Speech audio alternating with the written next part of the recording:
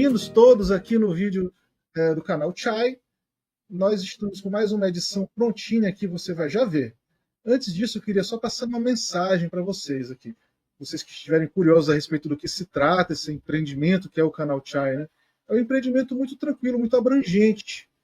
Ele se volta muito para a intersubjetividade, para as pessoas adquirirem mais tolerância a respeito e darem espaço uns para os outros nas suas vidas e aprenderem a conviver melhor. Né? A gente está vivendo um momento tão difícil no mundo, com tanta violência acontecendo, e às vezes a gente vê que não tem atalhos. Tá? É sempre a partir da comunicação que a gente vai conseguir fazer as coisas caminharem, ainda que seja lentamente. E Chai quer dizer um pouco isso, quer dizer muitas coisas a mais também, mas quer dizer um pouco isso. A gente saber ver o que tem de bom no outro, saber deixar o outro ver o que tem de bom na gente também. Né? E eu vou passar aqui a palavra agora para o Hamilton Faria, nosso companheiro aqui do canal Chai, que ele vai fazer a apresentação dos nossos convidados de hoje. Bom, eu queria só completar a intervenção do Pablo e dizer que a questão do Chai, né, que vem dos indígenas Kaxinawa do Acre, quer dizer metade em mim você, metade de você em mim. Né? Então, a gente se inspirou um pouco nisso, né, para procurar desenvolver um conceito, apoiar referências, abrir perspectivas para uma ideia do bem viver, que é diferente do desenvolvimento. Né? O desenvolvimento é uma coisa marcadamente capitalista e o bem viver não. O bem viver são a qualidade de vida das pessoas na sua relação consigo, com o outro, com a natureza, com a comunidade, enfim, dos seres vivos. Né? A gente está preocupado não apenas na ideia antropocêntrica, mas na ideia biocêntrica, ou seja, a relação com a vida. Qual é a vida que essas pessoas têm? Né? Então, já fizemos um conjunto de programas e sempre entendendo, apesar da ideia do bem viver vir da América, dos povos originários da América, né? Hoje existe um conjunto de experiências coletivas importantes que podem compor nesse paradigma, talvez nessa nova forma de ver o mundo, que é o bem viver. Isso é apenas uma introdução, né? Eu hoje, antes de apresentar os nossos convidados, eu gostaria de apresentar o pessoal do Chai aqui, o Pablo, a Vera, eu e a Marina. Quer começar, Pablo?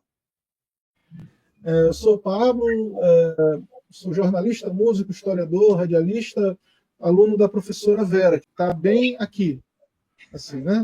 Na minha tela, pelo menos.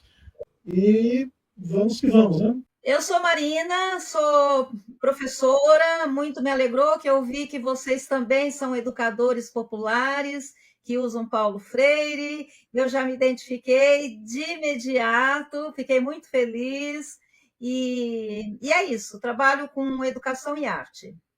Eu sou Vera Salles, eu sou jornalista, sou professora da Universidade Federal do Maranhão. Estamos aqui no Maranhão, né, em São Luís. E também eu aposentei, mas eu continuo sempre ativada, desenvolvendo projetos sociais e muitas outras coisas. E é também uma satisfação encontrar vocês e ver que vocês se afinam às propostas, porque projetos que eu vou me baseando na pedagogia Paulo Freire. Bom, meu nome é Hamilton Faria, eu também tenho uma trajetória de educação popular.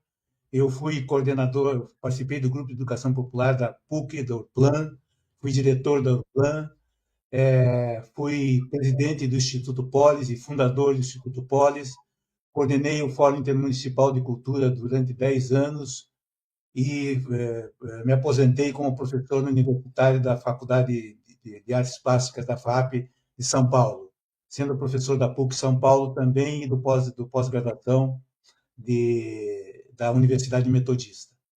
E tenho me dedicado a duas coisas fundamentais, né? Ao Chai, três, né, na verdade, o Chai, a cultura de paz e a poesia. Né? A minha atividade mais importante hoje é a publicação de livros de poesia. Tenho livros publicados desde 76 até hoje.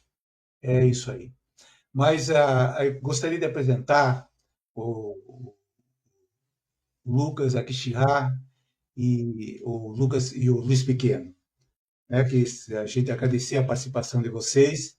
Eu acho que é um momento muito importante na humanidade para a gente pensar um tema relevante como esse, um tema que tem que, como o Paul Singer diz, aliás, foi o meu primeiro orientador de doutorado, Paul Singer, né? E ele falava que a economia solidária é como se fosse uma sombra do capitalismo, acompanhando o capitalismo através da história, desde a Revolução Industrial, né?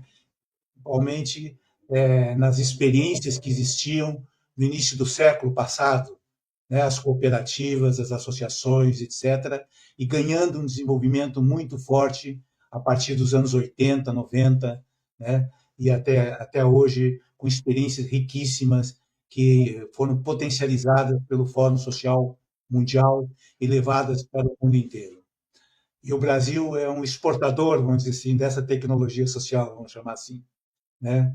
Para outros países, como foi do orçamento participativo, né? Como foi do orçamento participativo. Bom, eu vou apresentar então os nossos convidados, a Kishihara Jamamadi Marilene da Costa Oliveira. Ela vive em Curitiba, professora de educação infantil, educadora popular, artesã, gestora pública e militante dos movimentos sociais. Ela fez magistério no Acre, é pacifista, pós-graduada em educação no campo e luta pelos direitos indígenas, principalmente nas cidades. Eu estou resumindo um pouco porque senão fica muito grande. O Lucas Paulati Cassar, engenheiro de formação, educador popular pelo Centro de Formação Urbano Rural Irmã Araújo, do Cefúria, integrante da Associação Utopia de Produtos e Serviços para o Bem Viver, desde a sua fundação em 2021, atuando na área de compostagem e economia solidária. E, finalmente, Luiz Alves Pequeno, educador popular, tem formação em filosofia e em gestão de pessoas, atuação em assessoramento político e metodológico em diferentes organizações e movimentos populares, sobre princípios da educação popular freiriana. Atuação firme em empreendimentos de economia solidária, Rede Mandala, Centro de Formação Urbano Rural Irmã Araújo, Cefúria, e Fórum Municipal de Economia Solidária em Curitiba. Recentemente, é coordenador do programa Paul Singer, de formação de agentes de economia solidária no Paraná. Esses são os nossos convidados para a gente iniciar a conversa de hoje. Então, para começar a nossa conversa, eu quero fazer uma questão sobre a Associação Utopia, né? Que vocês juntam a Associação Utopia, junta um conjunto de ideias que vão da educação ao artesanato, que fortalece redes, que participa das políticas públicas, né? Conjunto de questões. E eu gostaria de saber como que surgiu essa associação, quais os objetivos dessa associação, né? Vocês podem ficar à vontade, passando a bola um para o outro, assim, não tem nenhum problema, né? Acho que vão ficar bem soltos. E da Rede Mandala também. Tá bom. Eu vou começar, meus colegas também vão falar, que a gente vai se complementando. Que bom falar com vocês que estão aqui na nossa tela e as pessoas que estão depois nos assistindo. É um prazer partilhar um pouco de nossas vidas, de nossas lutas e nossos sonhos. E a rede, eu vou dizer um pouquinho da Associação Utopia, daqui a pouco nós falamos sobre a Rede Mandala. A Associação Utopia é uma filha da articulação da Rede Mandala. O que é uma rede? A Rede Mandala, ela é fruto de um projeto que o Centro de Formação Urbano Rural Irmã Araújo celebrou com a Secretaria Nacional de Economia Solidária, SENAI. Isso foi em 2016. 2017. Houve um edital pela Senais e o Centro de Formação Araújo, o Cefura, disputou esse recurso para formar uma grande rede de empreendimentos de economia solidária que já existiam aqui no Paraná, aqui em Curitiba e fora de Curitiba também. Então, nós éramos empreendimentos de várias áreas, o Lucas, por exemplo, da área da compostagem, o Luiz da área das entregas e também de comercialização, e a Kishihá da área da artesania e também da alimentação. E a gente era um empreendimento de 4, 5 pessoas, mas não tínhamos um elo com outros empreendimentos grandes e diversos. Então, o Centro de Formação, na época, intuiu de que era importante os nossos empreendimentos se fortalecerem como uma grande rede de vários empreendimentos. E assim surgiu a Rede Mandala. A Rede Mandala é uma rede paranaense e que tem 8 segmentos, ou 8 pequenas redes que compõem essa Rede Mandala, tanto no campo quanto na cidade. E como a gente era um agrupamento desorganizado em relação a outros que já existiam, como as padarias comunitárias, as cooperativas do campo, que já eram bem organizadas, né? Consolidadas, a gente se consolidou numa associação. Nós formamos uma associação, até porque sem a gente formar essa associação, nós não poderíamos fazer parte da Rede Mandala, entende? Porque a gente era uma organização dispersa, cada empreendimento pequenininho, fazendo suas coisas isoladamente. Então, essa Rede Mandala veio ajudar a gente a se fortalecer como associação. Tanto é que vocês no início se chamavam Grupo Independente, né? Isso mesmo. Porque a gente não tinha, como as padarias têm, várias padarias existiam, eram 30 padarias no entorno de Curitiba. 30. Então, cada padaria isolada é singular, é independente. Quando elas se juntam numa associação, elas tinham já, existe uma associação chamada Fermento na Massa, elas se consolidam como rede. Uma associação de artesãs e de pessoas que lidam com alimentação, chama-se Feira Permanente, já existiu. Desde 2010 elas já existiam. E aí o que acontece? Elas já tinham uma associação formada. Então elas já tinham uma identidade e nós não. Nós não tínhamos uma associação que nos desse uma identidade. E o grande desafio era que éramos vários empreendimentos, né? Com vários perfis diferentes, né? Com várias, digamos assim, ações diferentes. Eu tinha quem estava aí ligado mais com a causa ambiental, no caso dos meninos de composteira, quem estava aí com a jardinagem, aí juntar todo esse povo foi assim também muito lindo, foi um desafio que a gente conseguiu na prática concretizar, né? E sobretudo, quando uma vez todo mundo junto, começou a nascer frutos até inesperados, né? Por exemplo, hoje apoiamos, através das políticas públicas com projetos, foi nascendo coisas, mais coisas ainda, e ainda continuamos com os empreendimentos. Eu acho que é importante dizer que, nesse contexto de nascimento da associação, que vem de um projeto do Cefúria com recurso público, né, de fomento à formalização de redes, a associação meio que viu uma necessidade, né? Esses grupos independentes viram essa necessidade também de se formalizar, inclusive para poder acessar os equipamentos que estavam disponíveis dentro da rede, outras formas de serviços, né, como assessorias. A gente recebeu diversas assessorias, né, para formalizar enquanto associação. E aí, como a Kishihá falou, a partir do momento que a gente também se formaliza, a gente consegue acessar editais, né? A gente já tem um histórico com editais do Fundo Diocesano de Solidariedade, que é da Igreja Católica, da Fundação Luterana de Diaconia, Igreja Protestante. Estamos disputando editais públicos já, né? Já temos utilidade pública municipal. Então, a nossa formalização, que vem de um processo de fortalecimento, né, da rede, ela tem só ampliado, né, nossas capacidades enquanto, né, grupo de empreendimentos, educadores, artesãos, entregadores, pizzaiolos. E vamos reforçar que a Rede Utopia está dentro da Rede Mandala. Não é só a Associação Utopia, a gente está aí como redinha dentro da Rede Mandala. E é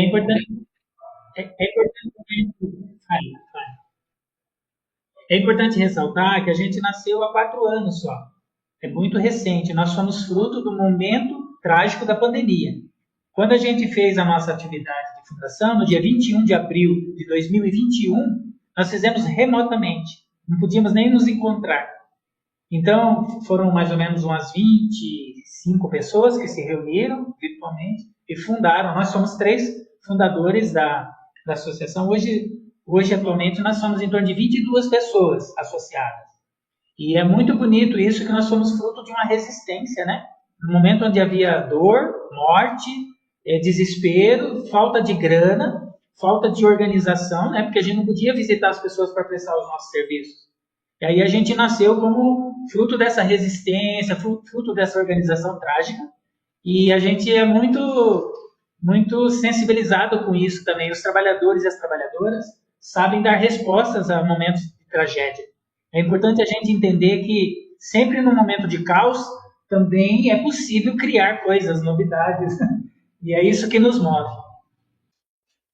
Não, só para depois passar para outras questões, só um esclarecimento que eu queria que vocês dessem para as pessoas que vão ouvir, que vão escutar vocês. Qual que é a Associação Utopia? Ela está dentro da Rede Mandala, certo? Que é uma associação paranaense, né? de iniciativas de produção, de distribuição, etc. Não é? Agora, a Associação Utopia, a Rede Mandala, não seria também não estaria com esse espírito, tomada por esse espírito de utopia e bem viver? Com certeza, porque a gente não sabe dissociar o que é uma e o que é outra. Quando a gente fala a mandala e fala utopia, está muito visceral, está muito junto, é umbilical. A gente até toma cuidado com os nossos outros pares de outras redes, que quando a gente fala assim, a Rede Mandala não faz nada. Às vezes as pessoas criticam, né? Como assim? A Rede Mandala não faz nada. Aí a gente diz, mas você, cada pessoa no que faz, está fortalecendo uma grande rede de 8 membros, que são 8 pequenas redes, mas lá no seu espaço você influi no outro. A gente sempre influi. Por exemplo, quando a gente faz uma grande festa ou uma grande feira, a gente leva para dentro dessa feira ou dessa festa empreendimentos de vários segmentos. Tanto das pessoas que fazem a ornamentação até a pessoa que faz o pão. E esses vários segmentos se complementam. E isso que é bonito trabalhar em rede. Tem coisas que eu faço que o Lucas não faz. Tem coisa que a Kishihá faz que a padeira não faz. Tem coisa que a outra artesã faz que a massagista não faz. Então, quando junta todos esses talentos maravilhosos, nossa, a festa fica muito forte. Um dos trabalhos mais importantes dessas redes é a articulação campo-cidade. Como é que se dá essa relação? E qual é o tipo de relação, de interação que vocês têm com o MST, já que existe uma similaridade muito grande de conceitos e de prática? Essa articulação campo-cidade, né, pensando na utopia também como um embrião dentro da rede, né, que se assemelha muito com a rede no sentido da diversidade, porque essa rede Mandala é uma rede de redes, né? Então, redes do campo, redes da cidade, assim como a utopia também tem uma diversidade gigante, né? Então, a gente tem cooperativas do MST dentro da rede Mandala, a gente tem grupos de agricultura familiar e agroecológica dentro da rede Mandala, a gente tem padeiros, a gente tem artesãos, a gente tem entregadores. Então, o desafio para nós, enquanto rede de trabalhadores, é superar uma relação muito tradicional entre campo e cidade, entre o campo que produz e a cidade que consome. Então, essa é uma relação que a gente está a todo momento construindo, não é dada, né? Então, como que a gente tenta, né, pelo menos, construir isso? Na criação de feiras, né, é uma forma, né? Por exemplo, a Jornada de Agroecologia, que está para acontecer aqui em agosto, no mês que vem, é uma união entre trabalhadores do campo e da cidade em prol da pauta da agroecologia e da economia solidária. E aí vem consumidores da universidade, consumidores da cidade, consumidores de outros países.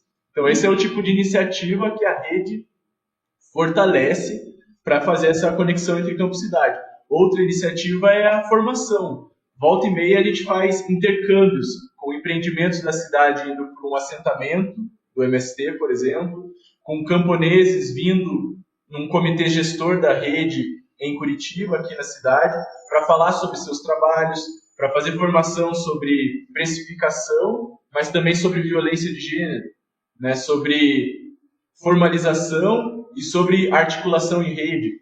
Então, essa articulação é bem construída assim aos passos, é um grande desafio, na verdade, a gente conseguir realmente, saindo do romantismo, né, de você ter uma rede campo-cidade, é muito difícil a distância, é muito difícil a diferença de produção, né? Pô, o padeiro e o camponês, como que a gente consegue juntar? A gente tem diversas tentativas de fazer, por exemplo, um circuito de logística solidária, né? Para que o camponês produz, que está dentro da rede, o padeiro consiga consumir para levar para o seu consumidor, né? Mas isso não é fácil. Exige bastante dinheiro, exige bastante articulação, e a associação tem um papel bem protagonista nesse processo dentro da Rede Mandala, né? Tem uma coisa muito bonita que eu li no livro, que vocês falam que saberes populares e acadêmicos se fundem. Eu achei isso muito bonito, essa troca, né? Eu acho fundamental isso.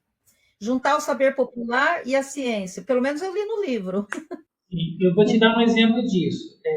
Agora, no meio do mês de maio, 17 ou 18 de maio, houve o Enancur, que é um encontro nacional de pessoas que lidam com planejamento urbano. Foi aqui em Curitiba. É um encontro nacional. Veio gente de universidades, estudantes, professores e tudo mais. O que eles vieram fazer em Curitiba? Vieram pedir para nós, aqui no Centro de Educação Popular, que a gente levasse em torno de 20 pessoas ao assentamento que o Lucas acabou de dizer, que fica a 70 quilômetros daqui, no município da Lapa, e nós vamos fazer uma oficina sobre a Rede Mandala lá, ao invés de fazer aqui na cidade. Eles estão acostumados com a cidade. Vamos fazer lá no campo. Por quê? Os saberes nossos da cidade e os saberes do campo se fundem e são saberes diferentes que se complementam. Então, quando eles saíram de lá, eles tiveram uma noção da utopia, tiveram uma noção do bem viver a partir do agricultor, da agricultora e seus dilemas, mas também suas construções, e ao mesmo tempo fizeram um elo com as nossas práticas aqui na cidade. A importância de a gente estar na cidade procurando, por exemplo, espaços de comercialização dos seus produtos, ou fazendo isso que o Lucas falou. Às vezes as mulheres que sofrem violência no campo ou na cidade, juntam-se lá na Lapa para fazer uma roda de conversa, uma ciranda, chamada de gênero, né, para tratar as questões de gênero com homens. Porque é importante nós, homens, também sabermos dessa relação, porque a relação de gênero não é coisa de mulher. Relação de gênero é de todos os gêneros, inclusive aqueles que não se sentem nem homem e nem mulher.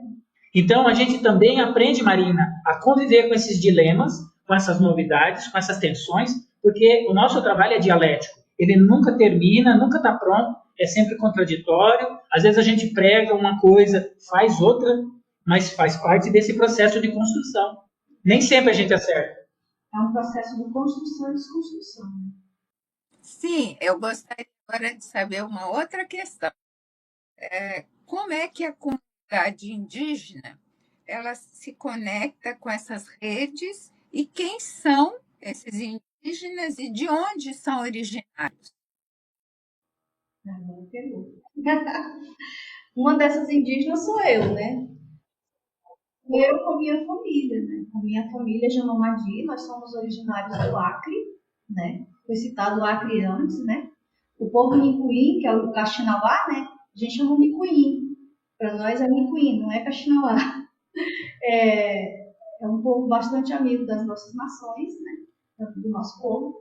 Mas a gente está aqui em Curitiba já faz alguns anos. E junto desse processo a gente vem caminhando, né?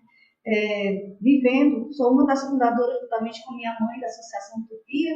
Tivemos lá no início da Redinha, que ainda não tinha associação, né, era só Redinha, a gente tentando ali se integrar, e estamos construindo junto, dia a dia, vivenciando a nossa experiência, né, junto com a rede, que é um desafio, claro, a gente vai se moldando as nossas também necessidades, né, da cidade, porque somos indígenas que vivem na cidade, mas temos parte do nosso povo que ainda estão aldeados, né? E lutando ainda pelo direito de existir. De dizer, Estado, nós estamos aqui, por mais que você diga, Está na cidade e não é mais indígena. Que violência é essa? Vamos conferir nisso, porque a minha mãe não deixou de ser Onan. Onan é Janomadi. A minha tia Razani não deixou de ser Razani, sabe? Então, só o fato da gente estar na cidade deixando de ser quem somos, isso é um absurdo, né? E dentro desse processo da redinha, a gente vem aí, marcando presença, marcando posição e tentando contribuir naquilo que a gente vai aprendendo também dia a dia, né? Se construindo e se desconstruindo ao mesmo tempo, porque para nós, povos indígenas, é isso, né? Querer a gente engessado como se o tempo não passasse é um absurdo, é uma violência, né?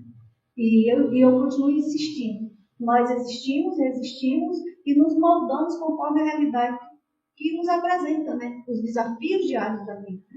E isso dentro da economia solidária é bastante peculiar, porque parece muito com aquilo que nós já somos. Já temos dentro da gente convivência, né? Por exemplo, nossas famílias são alargadas. Convivemos com avó, primos, tio, marido, tudo numa mesma grande família, juntos, perto uns dos outros, né? E como viver tudo isso dentro de uma rede mandala? É muito interessante porque parece ser também uma grande família para a gente. A gente não consegue distinguir muito a redinha a pé, pelo menos na associação do PB eu sinto isso, né? Que a padaria estão lá, não, fazem parte, né? Então eu observo muito assim com essa perspectiva, como posso dizer, visão, né, indígena como fosse uma grande família. Por isso que a gente está tentando vivenciar, que criar já está criado, né, dentro de Curitiba. E é um desafio para o sistema que a gente vive, né, que é o capitalismo. Consinge, ele diz que a economia solidária ela está por dentro do capitalismo, né? É como se fosse um prédio que a gente é aquele fungo que está ali, sabe, corroendo, que daqui a pouco a gente é uma potência do fungo. E esses dias eu ouvi uma matéria sobre a potência dos fungos, né? na atualidade, e eu considero um pouco a economia solidária isso, sabe? Esse fungo que está ali corroendo o capitalismo por dentro. Nós, povos indígenas, fazemos parte disso em todos os lugares do continente latino-americano. Somos esse fungo que insiste em permanecer vivo, mas do nosso jeito, não do jeito que a comunidade brasileira, ou sei lá, quer, do nosso jeito, sabe? A gente vai tentando aí intervir como a gente pode. É muito bonito isso, conseguir chegar nesse momento. Essa, vamos dizer assim, a integração, né, do sistema indígena com a cidade, né? E também eu queria saber se vocês conservam, por exemplo, a língua de vocês, a língua nativa, os costumes, são conservados, ou como é que isso se dá? Olha, esse ponto aí, ele, para muitos povos, consegue sim manter a língua, né? Manter, vivenciar isso para a comunidade Guarani, Caiganga, aqui no Paraná. Isso é uma realidade e é um dos grandes desafios para quem está no território, vem para a cidade que não sabe falar, por exemplo, português. Isso é uma realidade vivida aqui pelas meninas Caiganga e Guaranis, né? Não é o nosso caso do povo Janomadi, porque a nossa história ela foi muito dura com a gente, né, lá na Amazônia. Nós sobrevivemos a 3 ciclos econômicos na Amazônia, né? Vocês estão diante de uma pessoa que está aqui porque os meus resistiram a 3 ciclos de violência econômica dentro da Amazônia, né? Então, pretender que nós ainda mantemos a língua, depois de passar por 20 anos de ditadura militar, eu acho até uma violência. Mas muitos de nós mantiveram-se, a minha família não. A minha família não conseguiu, porque toda a minha aldeia foi dizimada. Hoje não tem aí os grupos armados. Antes também tinha esses grupos armados, né? E só sobreviveram 3 famílias do nosso clã Zoazoá, né? Que é o nosso clã Zoazoá, e que a gente perdeu muita coisa, né? Perdeu muita coisa com esse extermínio. Minha mãe, por exemplo, cresceu só ela, a minha avó, né? E mais um irmão dela. Foram 3 sobreviventes da minha família. E praticamente a minha avó, para salvaguardar a minha mãe, ela escolheu não ensinar a língua para ela, porque naquele período, em especial da ditadura militar, era uma questão de vida ou de morte. Sabendo a língua que você falava, sabia o povo que você pertencia. Se sabia o povo que você pertencia, significava assinar a carta de morte mesmo. Por quê? Porque sabia o território que você era dono. Porque o território que você, qual o território, se você era dono, se aquele território tinha ouro, você não podia existir.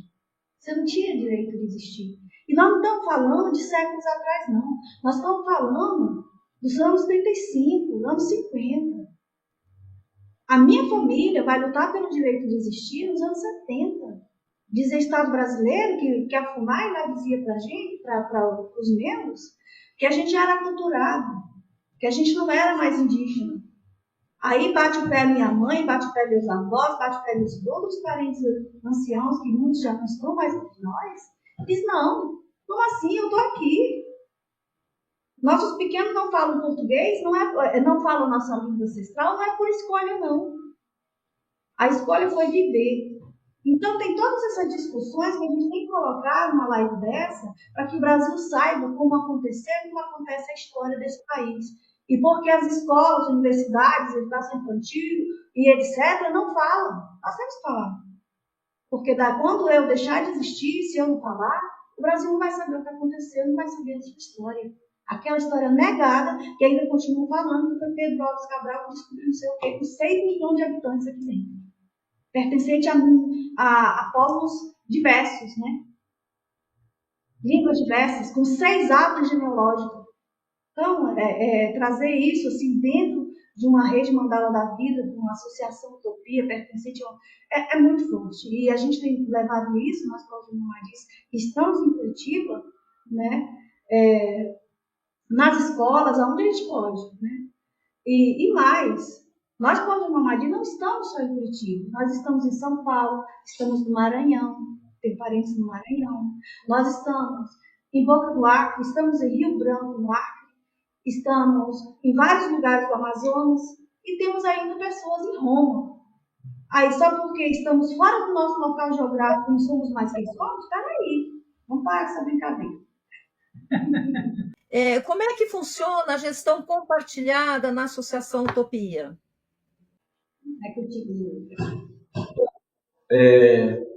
Esse é um dos princípios, né, da economia solidária, um dos motivos, pelo menos para mim, de me identificar com o movimento, né, com a associação, de ser uma busca contínua também, né, por essa gestão compartilhada, que também não é dada, é construída no dia a dia, e na prática, né?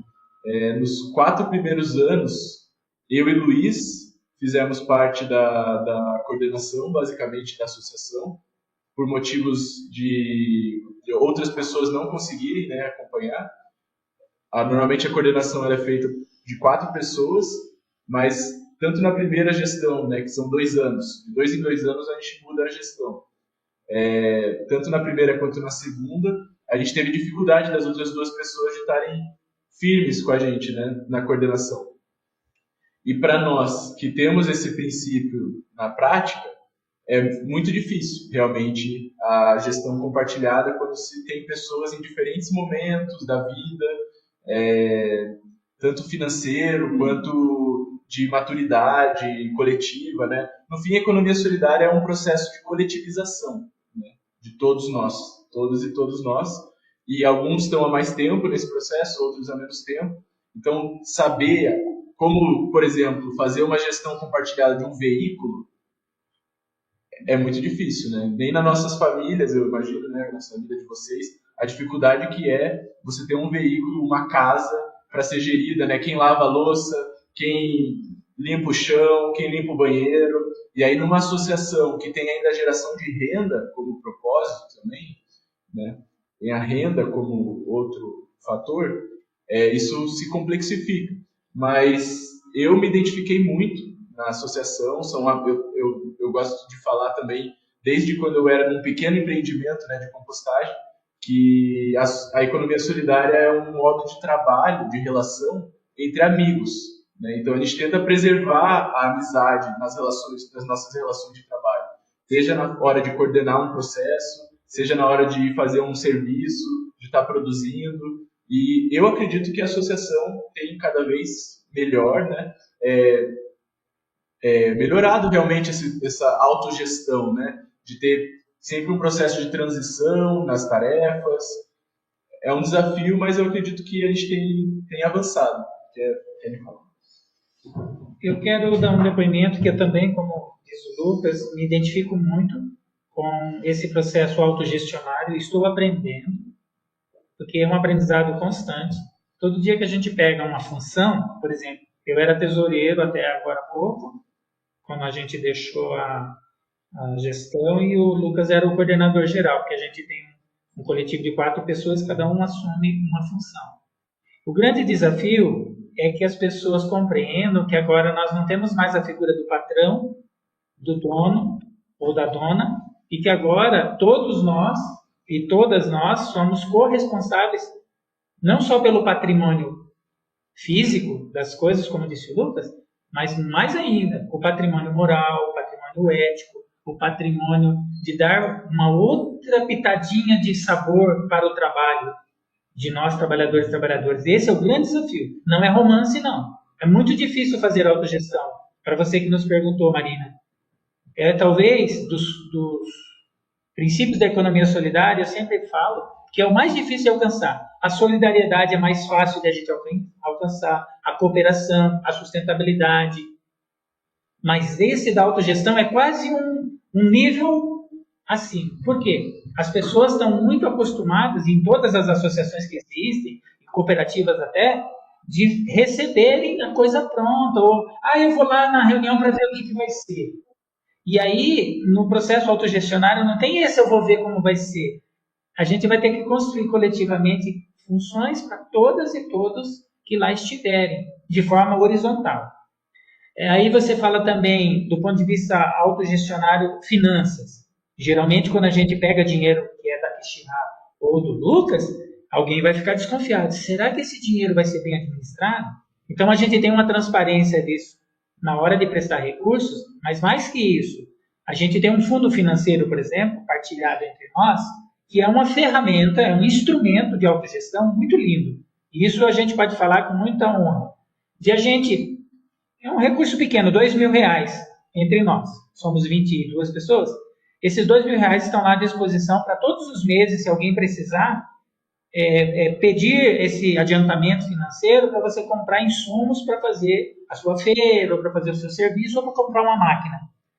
É um gesto pequeno de pegar uns 500, 200, 400 reais. Só que esse gesto pequeno de gestão, se a pessoa tomar esse recurso, devolver esse recurso, pagar um pequeno adicional de inflação, porque aqui não é um banco, né? Nós não temos essa pretensão de inflação, repor pelo menos o recurso que retirou. Isso é um exemplo para nós, está sendo um exemplo para nós de mudar a chave de leitura da questão econômica. Porque quando a gente vai num banco, o banco nos explora. E ele quer que a gente atrase o pagamento justamente para cobrar juros. E quanto mais juros ele puder tirar da gente, melhor para o banco, o dono do banco. Não é essa a lógica da economia solidária.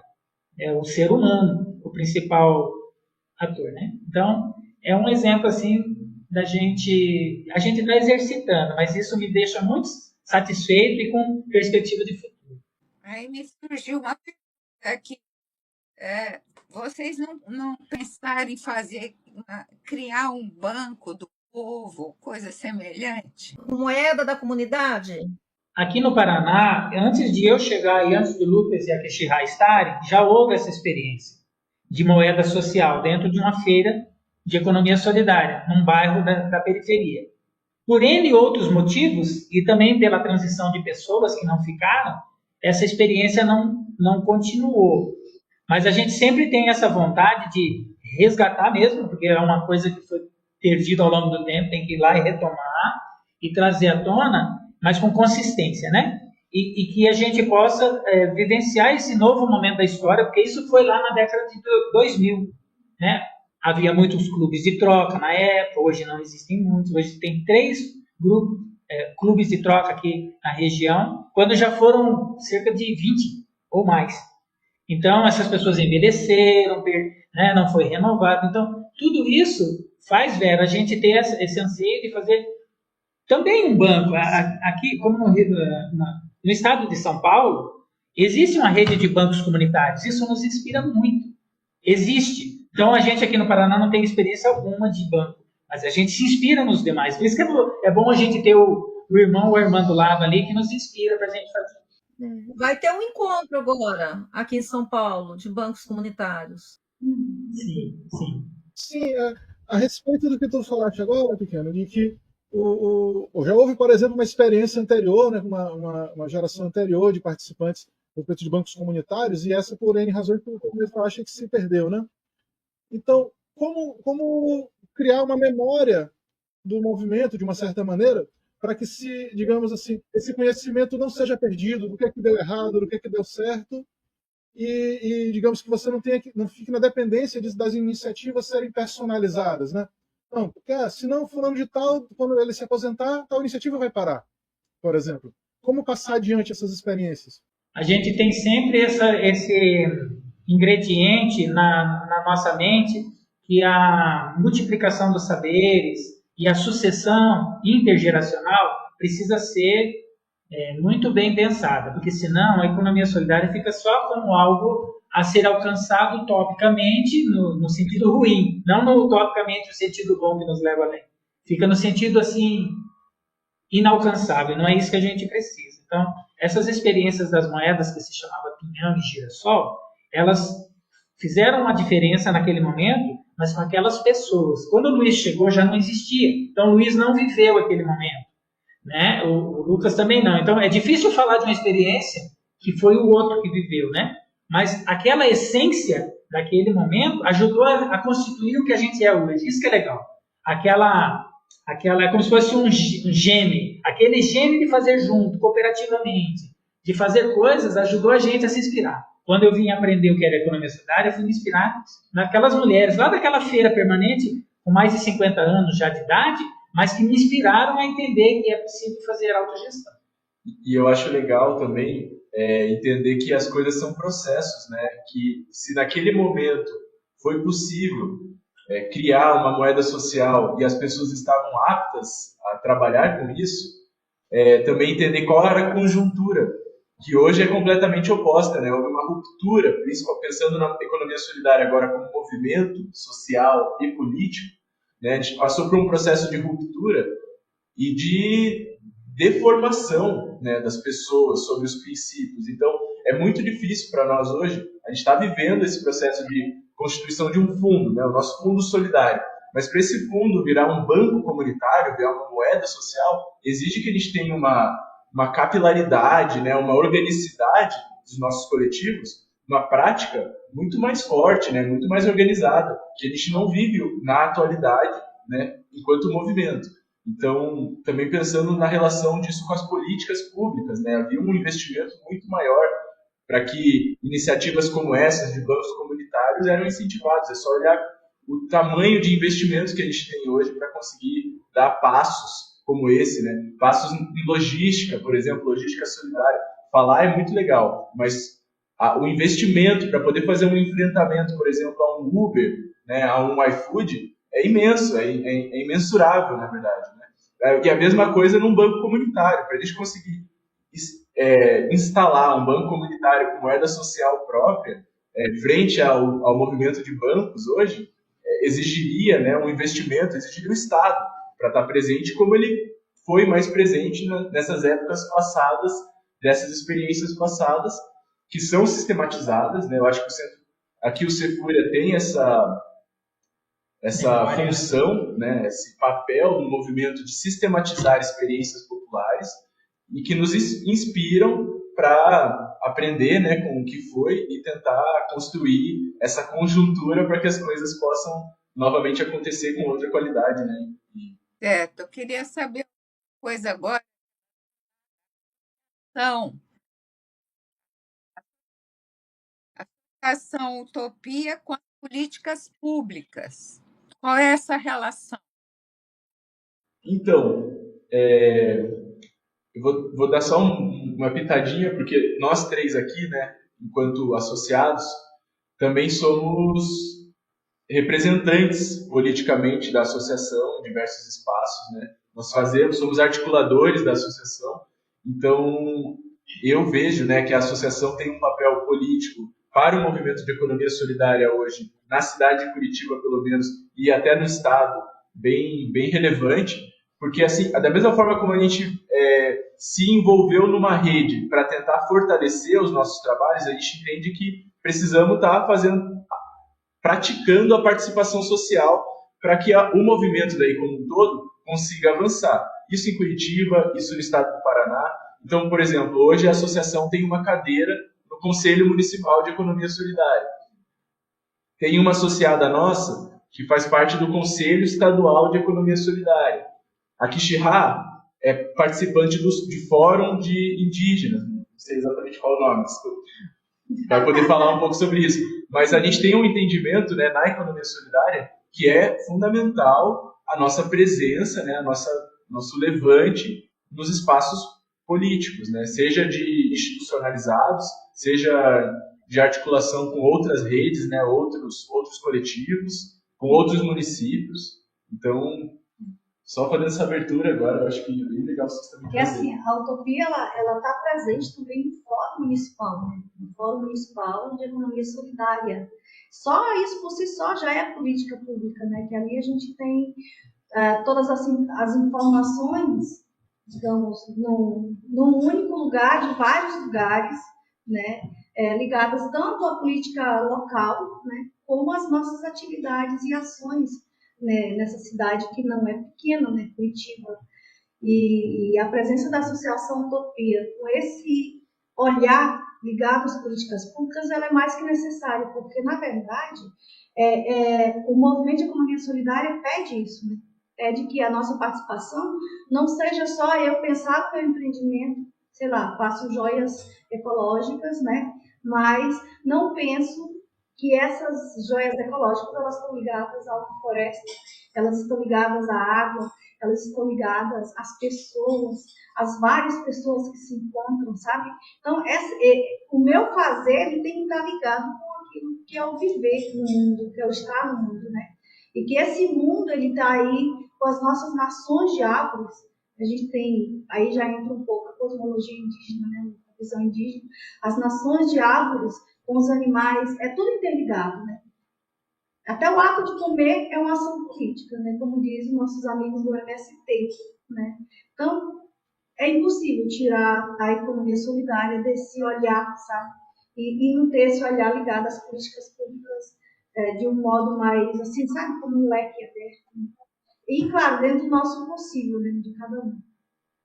Eu hoje estou numa condição de coordenação de um programa nacional, aí onde vocês vivem também. Cada estado, Maranhão, aí vocês falaram São Paulo, tal, existem o programa Bolsinge, que é de agentes de economia solidária. Em cada um desses estados existe lá uma quantidade, de acordo com a população e com o número de empreendimentos, de agentes de economia solidária. Um programa que começou ano passado e agora está se estruturando para fazer uma revisita a cada empreendimento de economia solidária que existe nesse país para reorganizar se eles estão ou não praticando a economia solidária, se eles vivem ainda ou não os empreendimentos. Muitos deles podem ter acabado e muitos deles podem ter nascido, como é o caso da Utopia. A Utopia não é conhecida pelo Cadastro Nacional de Economia Solidária do Ministério do Trabalho.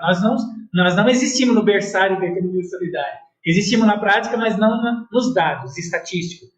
E como eu faço política pública se eu não tiver dado? Não existe.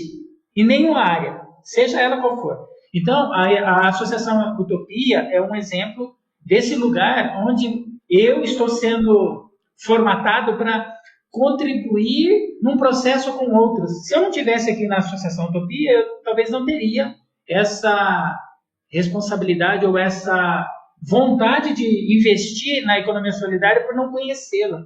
Então, é um local de aprendizado. Assim, quando a gente vai lá também no Conselho Municipal de Segurança Alimentar e Nutricional, a gente, com os demais atores da sociedade civil, influi no governo municipal para sair daquelas estatísticas mirabolantes, porque aqui em Curitiba é o céu. É uma maravilha aqui, tudo está certo, não existe problema. Pelo menos no olhar da gestão. E a gente sabe que não é bem assim. A gente sabe que há duas Curitibas, a Curitiba dos incluídos e a Curitiba dos lascados, que não tem nem política habitacional, por exemplo. Então, é importante a gente fazer a pressão no poder público, seja na área da economia solidária, na alimentação ou outras, de fazer esse processo de inquietação dos gestores. Né? Porque, seja em nível municipal, estadual ou nacional, a gente precisa conquistar, porque não é o Lula que acordou com vontade de nos ajudar. É o contrário, é nós aqui da base que fazemos a pressão para que o governo Lula e os demais governos façam a sua parte. As escolas de primeiro e segundo grau são envolvidas nesse processo de economia solidária? Só no papel. Ontem mesmo a gente estava numa reunião, aqui existe um plano municipal de economia solidária. Eu sou conselheiro municipal. Então a gente estava ouvindo dos gestores o que eles dizem ter feito na área da educação sobre o tema economia solidária. Aí, Marina, você vai se decepcionar. Empreendedorismo e economia solidária, na cabeça de alguns gestores, não posso dizer de todos, mas na maioria, e de alguns educadores, não posso dizer de todos, mas na maioria, é a mesma coisa. Empreendedorismo, você ser feliz na vida ali e ganhar muito dinheiro, para eles isso e economia solidária é a mesma coisa. Aí a gente tem até um pavor quando a gente vê nas planilhas empreendedorismo, cultura do empreendedor. Não é isso que a gente quer, porque a economia solidária é muito mais do que fazer coisas e vender coisas.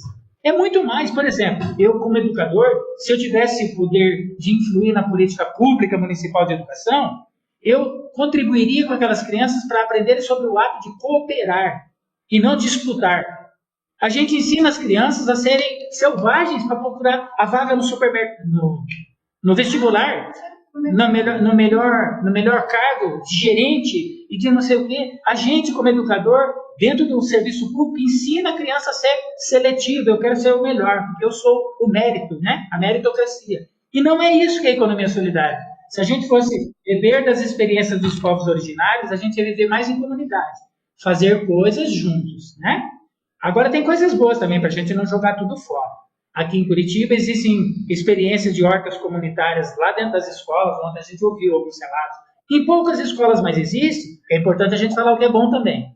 E aí a comunidade vai para dentro da escola para aprender com uma criança como lidar com a natureza. Isso para mim é substancial, isso é educativo. A comunidade se adonar do espaço territorial da escola, porque a escola não é um prédio.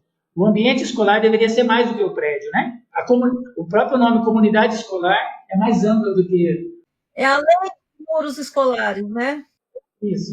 Agora, ainda dentro das políticas públicas, como é que vocês estão operando numa cidade conservadora, num legislativo conservador, num executivo conservador, né, de direita, né, vamos chamar assim, né, de bolsonarista, né?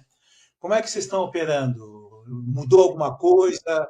Essa dificuldade aumentou?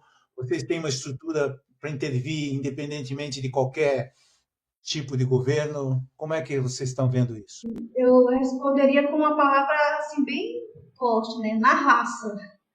Porque assim, a conjuntura que a gente tem dentro de Curitiba, do estado do Paraná, ela é bem neoliberal, né? E chega a um pisco de ultraliberal.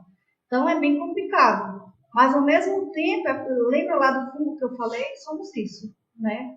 Dentro do nosso pequeno, a gente vai agindo, né? Por exemplo, vou pegar de volta aqui a minha parte, né? Que é a parte indígena. Tivemos lá em 2020, no final de 2021, né? O prefeito Greca decidiu fechar a casa de passagem indígena das mulheres artesãs, que é uma política pública que se ganhou não, né? Que se lutou para que se tivesse esse recurso, para quando chegassem artesãs de vários lugares aqui, tivesse onde mesmo dormir, porque o artesanato não é que dá de pagar, sei lá, o hotel da vida para ficar, né? E aí o Greca, com o dinheiro no caixa, decidiu fechar a casa porque não tinha vontade política de trabalhar com esse público, né?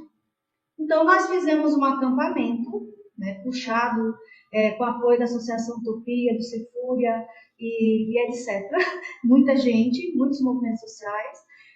fizemos um acampamento de 23 dias de frente ali do ladinho da prefeitura de Curitiba, para que essa casa fosse reaberta, e até hoje ela ainda está aberta, né? Claro que está aí na administração das famílias Caetano, né? Mas, para dizer, a gente vai para cima quando vê que tem uma necessidade, se colocando mesmo, porque quem constrói a história somos nós, não é isso? Então, estou dentro do empreendimento de economia solidária, vejo as coisas acontecerem dentro da nossa realidade, nada a fazer, aí não dá. A gente fica muito inquieto, né? Quem entende o que é o movimento de economia solidária vai entender que ele é um movimento político, e não é um movimento qualquer, ele é um movimento mundial, né? Claro que em cada lugar ele vai se adaptando às suas realidades, né? Às suas necessidades também, e não esquecendo aí os seus princípios, né? Que é solidariedade, autogestão, né? Por aí vai. A gente está já há mais de uma hora, aconteceram alguns imprevistos aí, vamos dar mais um tempinho para a gente já ir caminhando para a conclusão, né? Eu queria saber de vocês, em relação à questão da educação, né? Vocês têm um método paulo freiriano de trabalho, né? Atravessa todo o pensamento de vocês, pelo meu entendimento, né, da experiência. Como é que vocês operam na prática esse método para a educação da rede? Eu vou falar um pouco da minha experiência nas escolas de Curitiba, que aqui e acolá tem uma outra professora, né, que chega e diz, vai falar para a gente, ir lá falar com nossos adolescentes, nossas crianças. Vou e falo que é economia solidária, como surgiu, né, e a gente vai, digamos, furando a bolha através disso. Não é que existe aí um programa do governo específico, né, ou do município, para falar sobre isso. É como o Luiz disse, no papel, né, porque na prática, então a gente vai tentando furar a bolha no que dá, né. Aí, claro, um com a questão ambiental, um com a questão indígena, e sai junto aí uma série de coisas. Isso como professora que sou da parte, né? E aí, claro, aí entra os meninos, uma parte mais da associação, ligada mais à associação, né, com a Rede Mandala. Vocês podem falar um pouquinho mais dessa informação. A Rede Mandala, ela é fruto da atividade coletiva e freiriana de sempre considerar os saberes diferentes de todos os lugares, seja do campo, seja da cidade, seja das mulheres, seja dos homens, seja dos vários segmentos, e fazer com que esse grande celebrar coletivo seja útil para a sociedade. Eu acho que a gente precisa ser esse espelho de uma novidade nesse momento de caos, né? Nessa cidade conservadora, sim, mas que a gente também é resistência. Foi aqui e é aqui em Curitiba que a gente vive, faz os nossos saberes aflorarem, faz a nossa luta, como disse aqui Chirá, acontecer. Não é igual ao de outro lugar, é aqui do jeito que a gente faz, mas os princípios que nos dão vida e nos dão significado são os mesmos, né? Porque não tem uma cartilha, né, Hamilton? O saber freiriano, o trabalho de fazer horizontal, coletivo, e sempre pensando juntos, avaliando e fazendo diferente, é o que nos move. Eu acho que isso é que nos dá perspectiva de continuidade. O centro de formação é a nossa universidade popular, assim, onde a gente bebe das experiências. Inclusive, o Lucas pode falar depois um curso que a gente está gestando nessa área para fortalecer a economia solidária, depois ele pode falar. Então, aqui é o lugar onde a gente vem experimentar nossas práticas e também aprender a como influir para que outras pessoas, como o Lucas, que é uma geração diferente da minha, já é muito mais crítico do que quando eu aqui estive, lá nos meus 20 anos. Isso é muito precioso. Ele já é uma outra geração que bebe dos mesmos princípios, mas os ferramentais que o Lucas tem são muito diferentes dos que eu tive, e que bom, e se ele souber aproveitar, e ele está fazendo isso, eu posso testemunhar, isso é muito saudável para a vida no planeta, para a vida nessa cidade, assim, né? E virão outros depois do Lucas. A semente está com ele agora. A gente... Oi? A gente tenta informalmente, né? É um processo de educação informal, criar espaços de formação nos mais diversos níveis, né, dentro da associação, dentro da Rede Mandala, seja uma formação técnica, né, seja uma formação política. A gente caminha sempre junto com a formação dentro dos grupos. E tem, normalmente, até grupos de trabalho que pensam a formação dentro das associações, cooperativas, dentro da rede.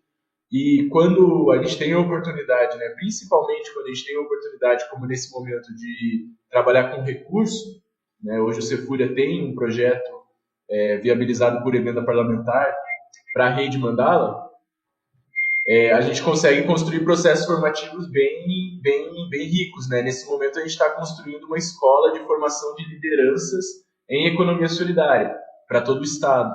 Então, a gente consegue viabilizar diárias de deslocamento para quem vem de Matinhos, Guarapuava, Londrina, né? Para pensar o que as nossas lideranças, né, ou lideranças em formação dentro dos empreendimentos, precisam ter, precisam saber para poder analisar a realidade, intervir na realidade, organizar seus coletivos, né, liderar processos, né, porque ainda que a gente tenha esse princípio da horizontalidade, às vezes a gente entra na contradição de não é de ninguém, né, é de todo mundo, mas alguém precisa puxar, alguém precisa ser referência dentro dos coletivos. Só que essa referência, ela não pode ser uma referência autoritária, ela precisa ser uma referência multiplicadora. Então, a gente, diante dessa necessidade, né, desse momento, e sempre a gente pensou, estamos construindo, né, essa escola de formação de liderança.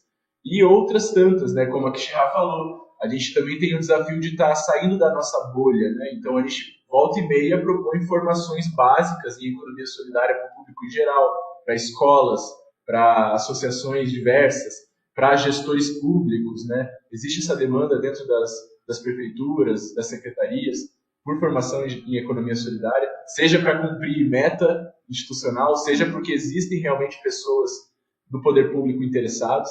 Então, a formação caminha lado a lado, né, com a economia solidária, ou seja, a educação popular caminha lado a lado com a economia solidária.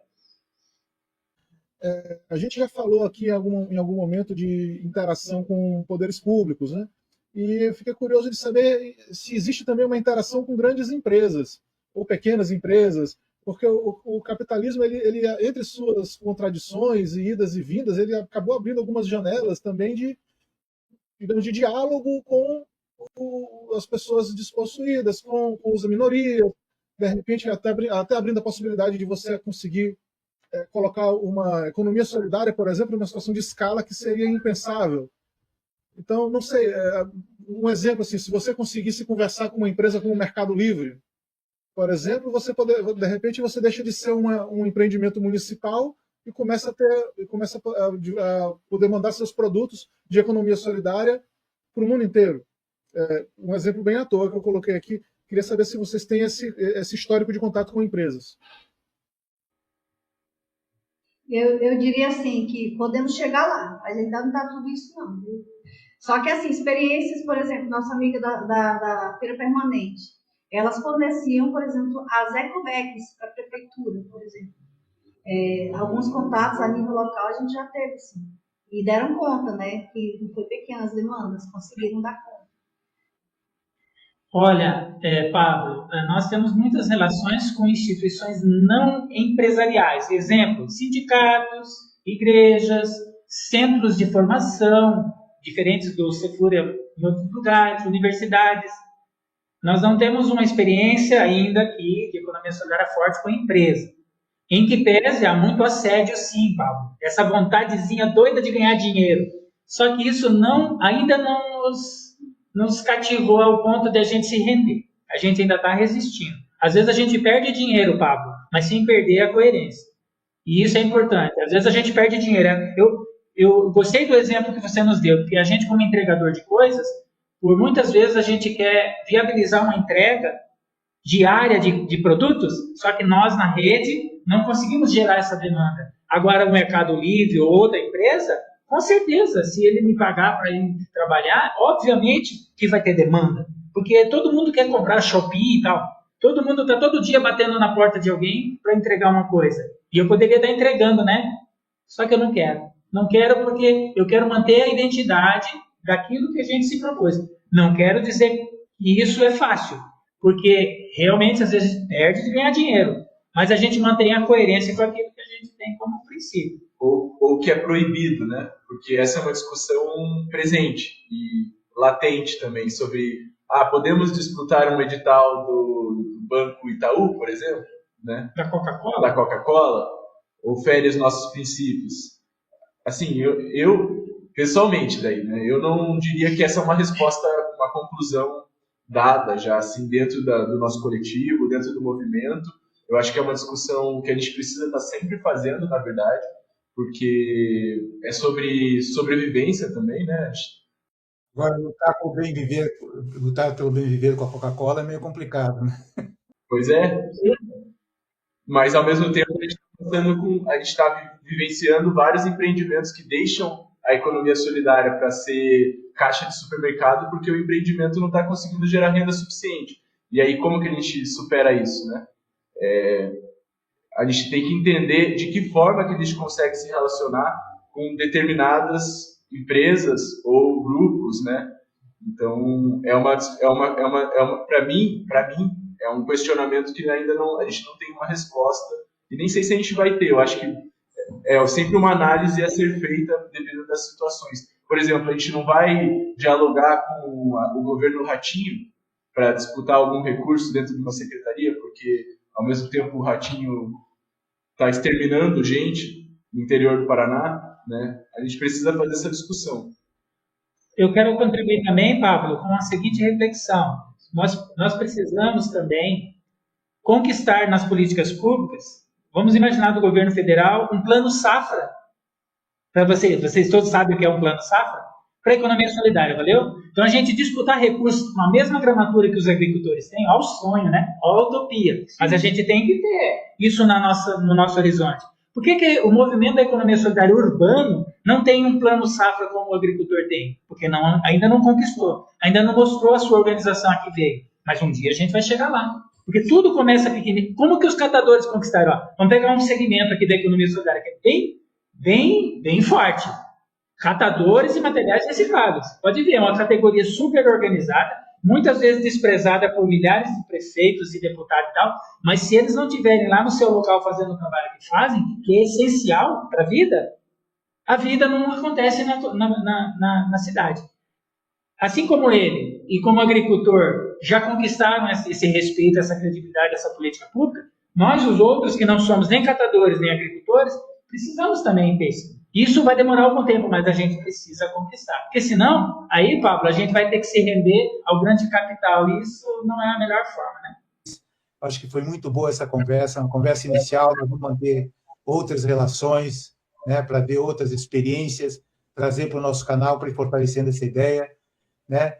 E eu queria que vocês passassem, então, a equipe e depois vocês a despedida. Pablo, você quer falar? Sim, é sempre muito interessante entrar em contato com conversas sobre economia solidária. Acho que a gente precisaria de mais conversas a respeito disso. E sabendo que vocês pertencem a uma espécie de assim, união de coletivos, né, a respeito desse tema, acho que há espaço para a gente ter mais e mais conversas, inclusive coisas temáticas, a respeito de aspectos mais específicos dessa divulgação desse conhecimento. Né? E eu quero me despedir aqui pedindo para vocês, na despedida de vocês, falarem dos canais a respeito dos quais as pessoas, a partir dos quais as pessoas podem entrar em contato com vocês e saber mais a respeito dos trabalhos que vocês já desenvolveram e entrar em contato com os conteúdos que vocês já desenvolveram. Tá? Muito obrigado pela presença de vocês aqui. Sim, então eu queria agradecer muitíssimo a presença de vocês, muito rica, essas experiências incríveis, e realmente eu acho que o assunto não esgota aqui, pelo contrário, aqui serão muitos outros, e que também vocês continuem furando essa bolha. Eu acho que isso, vocês são e serão sempre os heróis anônimos, porque esse mundo, do jeito que está constituído, furar essa bolha é indispensável. É indispensável. Então, agradeço muitíssimo, muito obrigada pela presença de vocês. Muito enriquecedora. Marina. Foi muito maravilhoso demais ouvir vocês, porque o bonito do trabalho de vocês é que tem prática, né? É isso que é lindo, não é só teoria, vocês põem a mão na massa.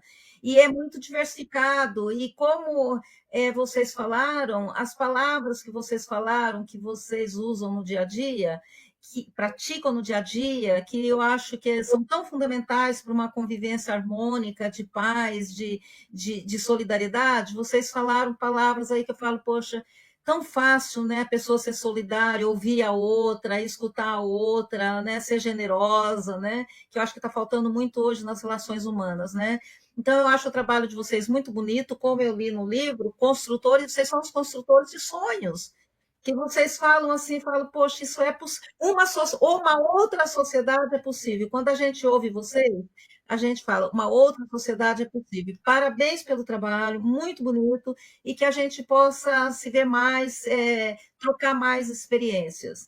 E eu gostei de uma coisa, tudo começou debaixo de uma árvore. O Tião Rocha, que para mim é um grande educador popular, também começou debaixo de um pé de manga.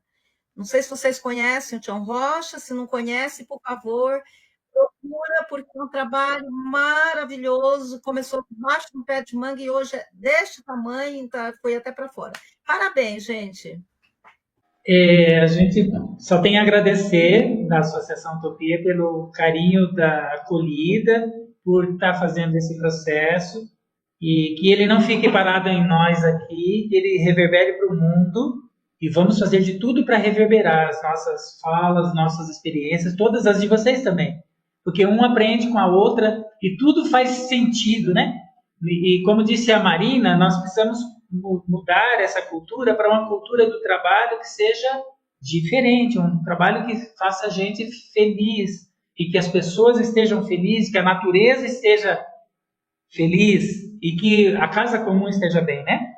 E aí eu quero que vocês possam nos visitar nas redes sociais, associação.utopia é o nosso Instagram, e Redemandala é o nosso Instagram. E tem uma página da redemandala.com.br que está à disposição para vocês explorarem tudo que vocês puderem lá e reverberarem, consumirem os nossos serviços, nossos produtos e conosco construir essa nova cultura do trabalho. Gratidão, viu, gente? Querem se despedir? Chegar. Olha, muito obrigada aí pela oportunidade, né? Porque cada espaço assim que é dado, em especial nesses momentos, a gente fica muito grato, né? Porque sabe que vai chegar a mais pessoas, chegando a mais pessoas, a economia solidária tem esse potencial, né? De ser uma coisa que caminha e cada um do seu jeito. Quero agradecer também a Milton, né, pela conversa. Não precisou demorar muito tempo para a gente conseguir viabilizar essa conversa. Fico feliz de acontecer. Porque também é um momento para nós da gente reforçar, né, aquilo que a gente acredita. O que a Marina falou sobre praticar, realmente para mim, para nós, né, um princípio, né, pensando em Paulo Freire, é a prática, a teoria, a reflexão, a prática. E aí poder estar aqui conversando sobre a nossa prática também reforça o porquê da gente estar construindo isso, né? O porquê a gente seguir nessa luta, que não é fácil, tem várias pedras, né, no caminho, várias dificuldades. Então, anima, né? Reanima. E fica o convite realmente. Eu gostaria muito de ir para o Maranhão, conhecer as experiências de economia solidária do Maranhão, que eu sei que aí são fortíssimas, São Paulo também. Outro espaço para acompanhar um pouco do nosso trabalho também é o Instagram do Cefúria, que é cefuria.irmã.araújo. Temos a Jornada de Agroecologia, temos a Festa da Economia Solidária no final do ano, temos várias atividades, seja aqui, seja em São Paulo, seja no Maranhão, sobre economia solidária também para estarem sendo participadas. Só queria dizer a vocês que essa ideia da utopia, ou topos, né, vem do grego não lugar, mas vocês estão escrevendo com a experiência um lugar. Né? Com essa experiência coletiva, vocês estão escrevendo um lugar na sociedade. Isso é muito importante. E um lugar de bem viver. né? A casa de vocês surgiu embaixo de uma árvore. Tem o Instituto Casa Comum, que eu também fui um dos fundadores, surgiu também debaixo de uma árvore na rua, porque estava fechada a ação educativa onde a gente ia se reunir. Então, as ideias grandiosas surgem de ações simples, isso é muito importante. Então, um abraço para vocês, muito grato, muito grato.